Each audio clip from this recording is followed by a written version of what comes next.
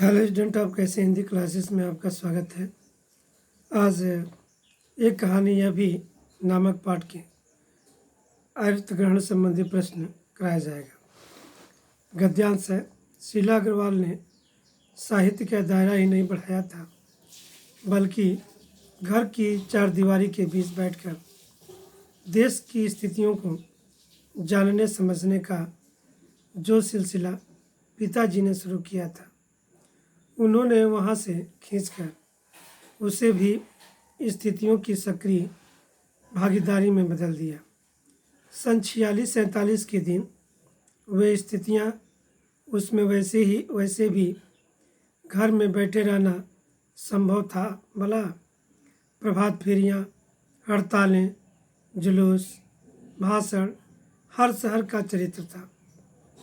पूरे दमखम और जोश खरोश के साथ इन सब से जुड़ना हर युवा का उन्माद। मैं भी युवा थी और शीला अग्रवाल की जोशीली बातों ने रगों में बहते खून को लावे में बदल दिया था। स्थिति यह हुई कि एक बवंडर शहर में मचा हुआ था और एक घर में। पिताजी की आज़ादी की सीमा यहीं तक थी कि उनकी इस उपस्थिति में घर में आए लोगों के बीच उठो बैठो, जानो समझो, हाथ उठा कर नारे लगाती, हड़तालें कराती, लड़कों के साथ शहर की सड़कें नापती। लड़की को अपनी सारी आधुनिकता के बावजूद बर्दाश्त करना उनके लिए मुश्किल हो रहा था, तो किसी की दी हुई आज़ादी के दायरे में चलना मेरे लिए। जब रगों में लहू की जगह लावा बहता हो तो सारे निषेध, सारी वर्जनाएं और सारा भय कैसे ध्वस्त हो जाता है। यह तभी जाना और अपने क्रोध से सबको थरथरा देने वाले पिताजी से टक्कर लेने का जो सिलसिला तब शुरू हुआ था राजेंद्र से शादी की, तब तक वह चलता ही रहा। पहला प्रश्न है, शीला अग्रवाल कौन थी? उसके योगदान पर प्रकाश डालिए। उत्तर है, शीला अग्रवाल लेखिका की हिंदी प्राध्यापिका थी। उन्होंने लेखिका को स्वतंत्रता आंदोलन में सक्रिय रूप से भाग लेने की प्रेरणा दी। उन्होंने अपनी जोशीली बातों से लेखिका के मन में उठे उबाल और उन्माद को हवा दी। दूसरा प्रश्न है, लेखिका को प्रभावित करने में उसके पिता का क्या योगदान था? उत्तर है, लेखिका को उसके पिता ने सामाजिक आंदोलनों में भाग लेने के लिए मानसिक रूप से तैयार किया। उन्होंने लेखिका को देश की परिस्थितियां समझने का अवसर प्रदान किया। अगला क्वेश्चन है, लेखिका के पिता और शीला अग्रवाल के योगदान का अंतर स्पष्ट कीजिए। उत्तर है, लेखिका के पिता ने लेखिका को देश की परिस्थितियों को समझने के लिए अवसर दिया। शीला अग्रवाल ने आगे बढ़कर उसे आंदोलनों में खुलकर भाग लेने की प्रेरणा दी। एक की प्रेरणा बातों तक सीमित थी तो दूसरी की प्रेरणा व्यवहारिक थी। अगला प्रश्न है, सन 1946-47 के वातावरण को अपने शब्दों में व्यक्त कीजिए। उत्तर है, सन 1946-47 में भारत का वातावरण पूरे जोश खरोश से भरपूर था।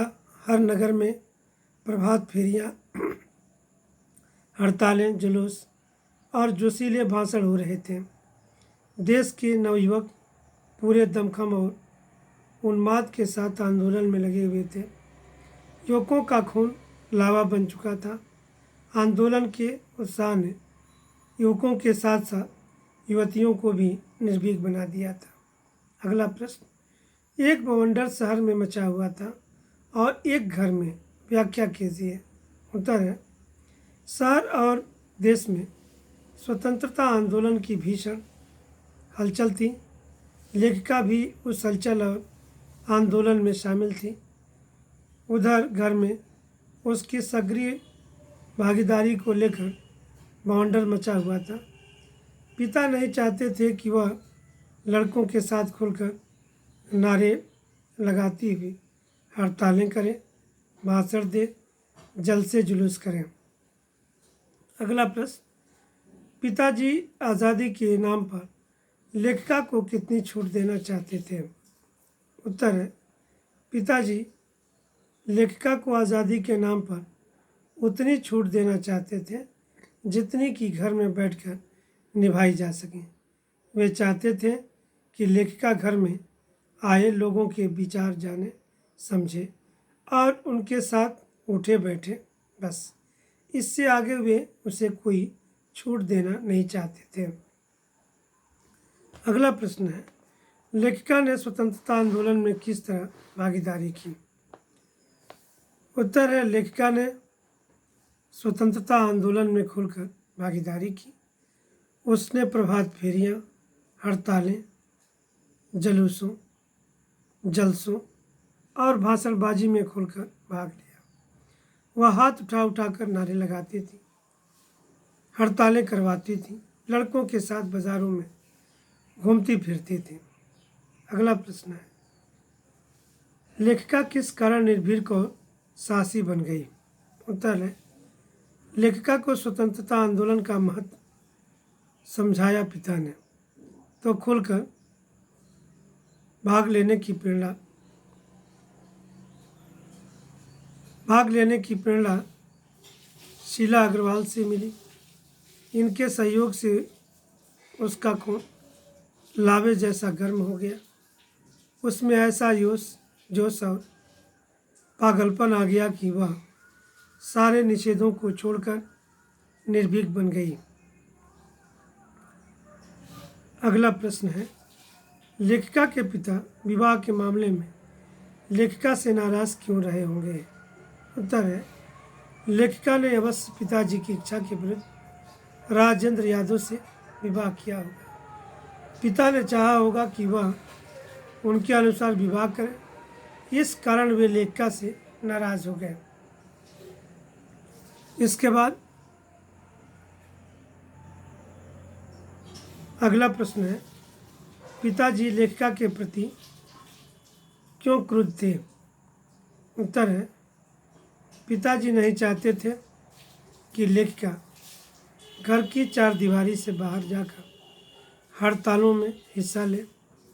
वह लड़कों के साथ सड़कों पर घूम घूम कर नारेबाजी करे, जलसे और जुलूस में जाए। यह सब पिताजी के लिए आसानी था, इसलिए वे लेखिका से क्रोध रखते थे।